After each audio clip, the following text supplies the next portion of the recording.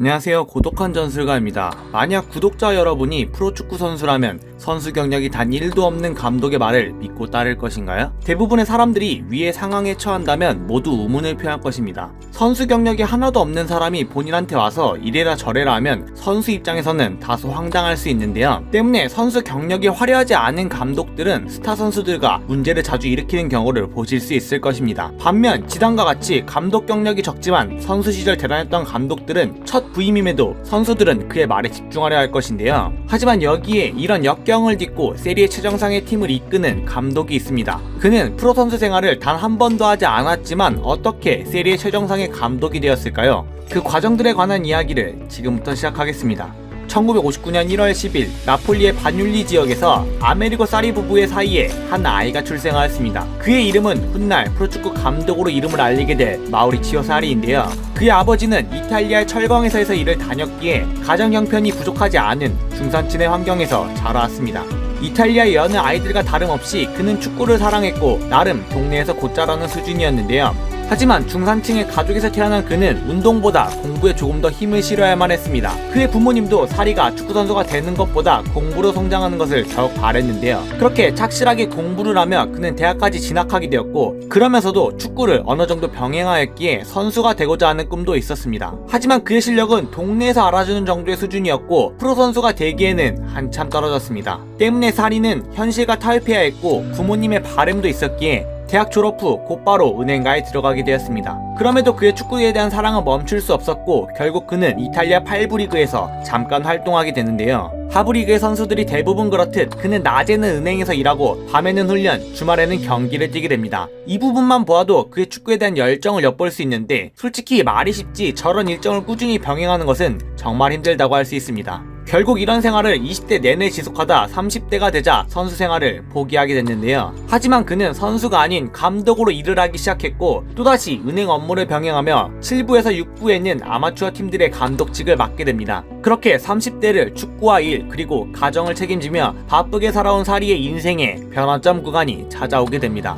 40세의 나이인 1999년 자신의 생계를 이끌어주는 본업을 그만둔 것인데요. 이유는 자신이 사랑하는 축구 감독 일에 더욱 집중하기 위해서였습니다. 어떤 사람이 노후를 준비해야 할 시기에 자신의 생업을 그만두고 다른 길을 선택할 수 있을까요? 그렇게 할 수 있게 된 배경은 그를 항상 옆에서 지켜본 와이프의 지지가 있었기 때문입니다. 고민하던 시기에 와이프는 쌀이 너가 하고 싶은 것을 해 더 늦고 후회하는 것보다 지금 늦지 않았을 때 한번 도전해봐라며 그를 응원해 주었고 자신을 믿었고 자신을 믿어주는 주변 사람이 있었기에 그는 꿈을 쫓아 나아가기 시작합니다. 하지만 그의 나이는 40, 부르게 나이라 그를 반기는 팀은 많지 않았습니다. 위에도 언급되었듯이 그는 프로 선수 생활이 전무했기 때문인데요. 별 수 없이 그는 6부 리그에 태골레토로 부임하게 됩니다. 6부 리그에서 나름 잔뼈가 굵었던 그가 감독 일을 전업으로 한다는 소식이 퍼졌고 이는 프로와 아마리그 사이를 왔다 갔다 하는 산소비노의 구단주에게 들어가게 됩니다.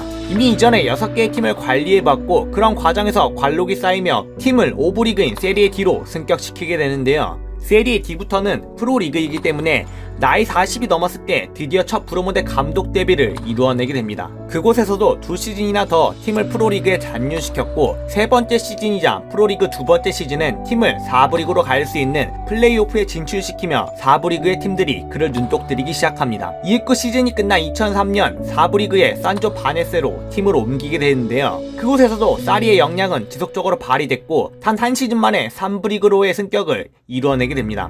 아마추어에서나 통할 줄 알았던 그의 역량이 프로 무대에서도 통하게 된 것인데요. 이어진 0405 시즌에서도 팀을 3부 리그에 한 번 더 잔류시키며 그의 명성은 한 단계 더 높은 세리에 B까지 퍼지게 됩니다. 결국 그는 2005년 세리에 B의 페스카라의 감독직을 맡게 되었고 세리에 B에서도 한 시즌 동안 잔류에 성공하게 됩니다. 이후 다음 시즌 바로 아래초로 팀을 옮기게 되는데요. 시즌이 끝나고 약 4개월간 휴식을 취한 2006년 11월 세리에 B의 아래초의 지휘봉을 잡게 됩니다. 하지만 이전 감독으로 있던 안토니오 콩테보다 더 안 좋은 성적을 보여주게 됩니다. 이후 4개월 만에 다시 해고를 당하며 그의 감독생활 첫 굴욕을 맛봐야만 했습니다. 이어지는 07-08 시즌 아벨리노라는 팀에 합류하게 되지만 이사회가 바뀌며 그는 단 한 달 만에 경질을 당하게 되고 그의 마지막 날인 12월 31일 헬라스 베로나의 감독이 되지만 6경기에서 1무 5패를 거두며 자진 사퇴하게 됩니다. 다음 시즌에도 그의 부진은 계속해서 이어졌고 페루지아의 감독직을 맡게 되지만 또다시 5개월 만에 경질을 당하게 되는 등 2년 만에 4개의 팀에서 3번의 경질과 1번의 자진 사퇴를 하게 됩니다.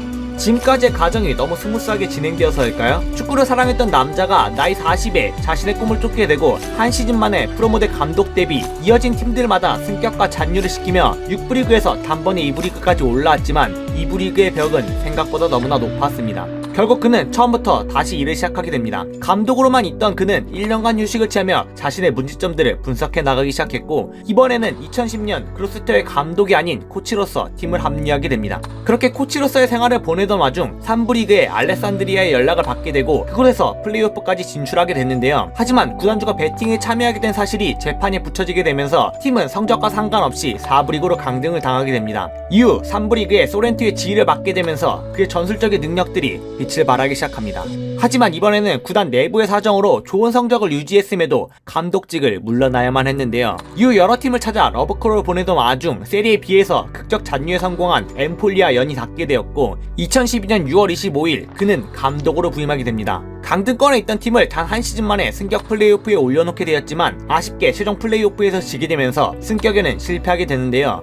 하지만 이어진 다음 시즌인 13-14 시즌에는 플레이오프권도 아닌 바로 승격을 할 수 있는 2위에 팀을 올려놓게 되었고 프로모델 감독직을 시작한 지 14년 만에 6부 리그에서 1부 리그로의 감독직을 수행할 수 있게 됩니다. 1-4-15 시즌에 15위로 가까스로 팀을 세리에 A로 잔류시켰고 이제는 세리에 A에서도 어느정도 통하는 감독이 되었습니다. 이어진 다음 시즌 의외의 팀의 감독으로 부임하게 되는데요.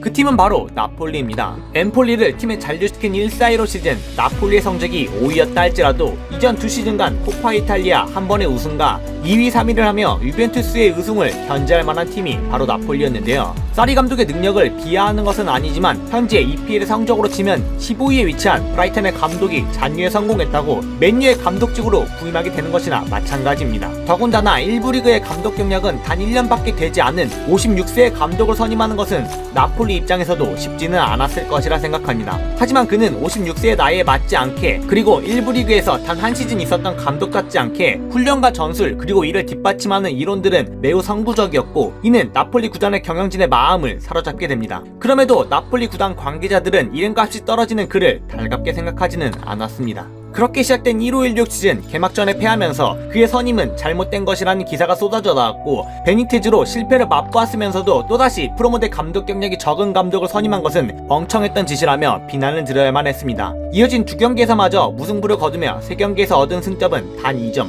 이에 그를 향한 비난은 폭주하기 시작하였고 구단 최고 권위자라 할 수 있는 마라도나는 사리는 나폴리에 어울리는 적임자가 아니다.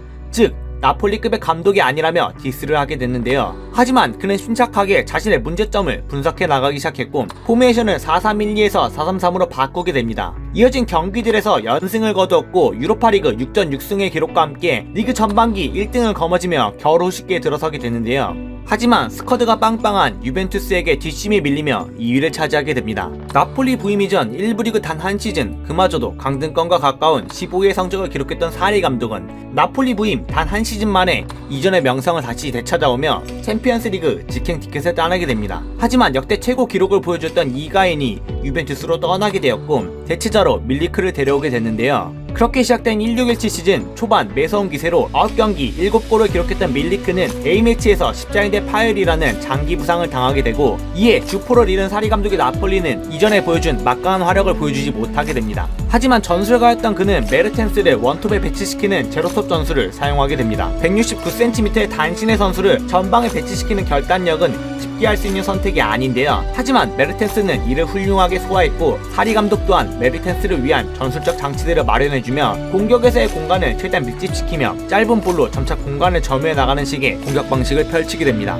이는 대성공으로 이어졌고 메르텐스는 34골 12도움을 기록하며 역대급 스탯을 기록하게 됩니다. 하지만 시즌 초반의 패배로 아쉽게 단 1점 차이로 3위에 머무르게 됩니다. 이어진 1718 시즌 지난 시즌 후반기의 화력을 그대로 유지하며 14경기 12승 2무로 엄청난 페이스와 함께 선두권을 달리기 시작하는데요. 하지만 우승권 경쟁자인 유벤투스에게 지며 2위로 추락했으나 이후 다시 10연승을 거두며 세리의 정상에 오르게 됩니다. 하지만 문제는 27라운드부터 시작됩니다. 사리 감독의 고질적인 문제는 플랜 B의 부재였고 이 때문에 주전 선수들이 후반기에 지치는 일이 많았는데요. 결국 리그 후반기인 27라운드 로마에게 4대2 패배를 당하며 연승의 페이스가 끊기게 되었고 이어진 인테르와의 경기에서 무승부를 거두며 선두 자리를 다시 유벤투스에게 내주게 됩니다. 결국 마지막 10경기에서 6승 3무 1패를 거두며 1위 유벤투스를 넘지 못한 채 승점 91점으로 2위를 차지하게 되는데요. 지난 두 시즌간 최고의 활약들을 보여주었기에 선수들은 여러 이적설에 시달려야 했으며 사리도 결국 이 시즌을 끝으로 팀을 떠나게 됩니다.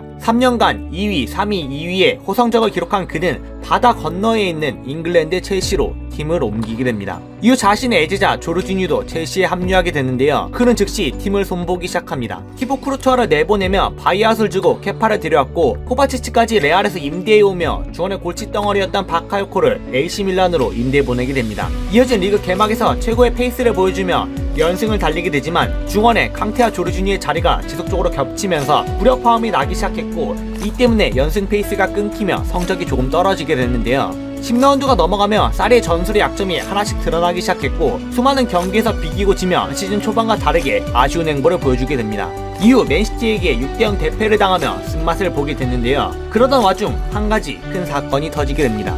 바로 케파의 교체 거부. 지금이야 재평가당하면서 재밌는 장면으로 치부되지만 선수가 관리자로 있는 감독의 말을 거부한 채 교체를 거부한다는 것은 감독으로서의 권위가 사라지는 것과 같은데요. 감독의 전술이 근간이 되며 선수들이 경기 내에서 자연스럽게 위치를 수정해 나가는 것은 이해가 되지만 지시를 내렸음에도 거부를 한 것은 엄청난 문화 충격이었습니다. 케파 대신 투입하려 했던 카바이로는 맨시티 출신으로 훈련에서 수도 없이 그들의 킥을 봐왔기에 익숙했을 뿐만 아니라 단 한 번의 슈팅이 이루어지는 절체절명의 순간에서 자신의 패턴을 아는 골키퍼가 앞에 서 있는 것만으로도 맨시티 선수들은 엄청난 부담이 됐을 것입니다. 케파가 교체를 거부하고 승리를 따냈다면 해프닝으로 끝났을 수도 있던 사건이었지만 건의에 대한 도전과 그에 대한 실패로 케파는 엄청난 질타를 받게 되었고 사리 감독의 리더십 문제에도 빨간불이 들어오게 됩니다. 거기에 그라운드의 주장인 아스필리쿠에타도 이를 방관하게 되면서 사리 감독과 선수단과의 문제가 도마 위로 오르게 됐는데요. 하지만 사리와 카바에로가 이를 단순한 해프닝으로 치면서 어물쩡 위의 사건을 넘어가게 됩니다. 그리고 이어진 경기들에서 나아진 경기력을 보여주게 됩니다. 하지만 이 시즌은 프리미어리그 니가가라 챔스 시즌으로 리버풀과 맨시티를 제외한 3위에서 6위가 엄청난 부진을 보여준 시즌인데요. 한 팀이 지며 다른 한 팀이 챔스권에 올라갈 가능성이 생기면 그 팀 또한 또 져주며 밸런스를 유지했고 결국 38경기 21승 9무 8패로 3위에 오르는 기이한 현상을 보여주게 됩니다. 그럼에도 유로파 리그에서 우승을 거두며 사리 감독은 감독 경력 첫 트로피를 손에 쥐게 되었고 유로파에 목숨을 걸었던 아스날은 패배와 함께 다음 시즌 또다시 유로파를 나가게 되었습니다. 이어진 다음 시즌인 1920 시즌 과연 영입금지가 된 첼시를 어떻게 이끌 것인가가 주요 관심사로 떠올랐지만 그는 다시 자신의 고향인 이탈리아로 돌아가게 됩니다. 이에 많은 첼시 팬들은 그를 비난하게 됐는데요. 영입금지의 첼시를 어떤 감독이 맡고 싶어 했을까요? 물론 후임 감독이 엄청난 퍼포먼스로 첼시를 챔스권에 올려놓게 되지만 당시에는 많은 첼시 팬들은 이를 걱정하게 됩니다. 그렇게 사리는 유벤투스의 감독직을 맡으며 프로 감독 19년 만에 세리에 최정상 팀을 지도하는 감독이 되었습니다. 이번 시즌에는 인테르, 라치오와 함께 3강 체제를 유지하며 아슬아슬한 우승 경쟁을 이어나가고 있기에 과연 사리가 첫 리그 우승 트로피를 들 수 있을 것인지 사람들의 많은 관심이 집중되고 있습니다. 사리볼이라 불리는 사리의 전술 운영 방식은 현대 축구의 흐름에 맞는 훌륭한 전술 운영 방식으로 단단한 상대의 수비 전술을 오밀조밀한 패스로 볼을 주고받으며 공격 진영에서 공간을 만들어 득점을 하는 방식인데요. 대표적인 1718 시즌 나폴리의 433은 위의 운영 방식의 정석을 보여주고 있습니다. 나폴리의 사리볼을 운영하기 위해선 좁은 공간에서 볼을 잘 주고받을 수 있는 선수들의 역량이 필요합니다. 하지만 나폴리에는 인싱에 함식 등 위의 전술 운영이 기본이 되는 패스 플레이가 능한 선수들이 있었을 뿐만 아니라 전방에는 메르텐스와 우측의 카예오는 순간적인 라인 브레이킹이 대단했던 선수들이기에 위의 전술 운영 방식을 시행하기에는 안성맞춤인 팀이었습니다. 인시니와 함식 그리고 좌측 풀백인 굴람이 좌측면으로 상대 수비와 미드필더 진영을 끌어들였고 상대 수비의 뒤에 있다가 볼이 오는 타이밍에 순간적인 움직임을 보여주는 함식과 인시니를 통해 상대 수비의 블럭에 조금씩 흠집을 내기 시작합니다. 이에 공간이 생기거나 상대 수비가 집중되는 타이밍에 중앙의 메르텐스와 카예오는 순간적인 라인 브레이킹을 보여주었고 함식은 순식간에 반대전환 패스를 보내 상대 수비를 허물어버리거나 뒤에 조르지뉴에게 볼을 보내 조르지뉴가 순간적인 침투 패스를 찔러주는 전술 운영 방식을 보여주었는데요. 하지만 이 전술은 함식 같은 득점력과 기회창출이 뛰어난 미드필더가 있었기에 가능했던 전술로 좌측에서 볼을 돌리며 생긴 공간을 막지 않으면 함식에게 슈팅 찬스가 발생했고 공간을 막으러 달려나가면 반대전환 혹은 침투 패스로 다른 공간을 이용할 줄 아는 개인 능력과 축구 지능이 결합된 선수가 있었기에 가능했던 전술이었습니다. 때문에 조르지뉴가 있지만 함식 같은 유형의 선수가 없던 첼시에서 고전을 했던 것이라고 저는 생각합니다. 이런 전술을 바탕으로 나폴리에서 좋은 활약을 펼치며 사리보리라는 단어와 함께 국내에도 많이 알려지게 되었고, 작년부터 불거진 그의 어이없는 실언들과 노쇼 사건의 팀의 감독이라 국내에서는 많은 질타를 받기도 했습니다.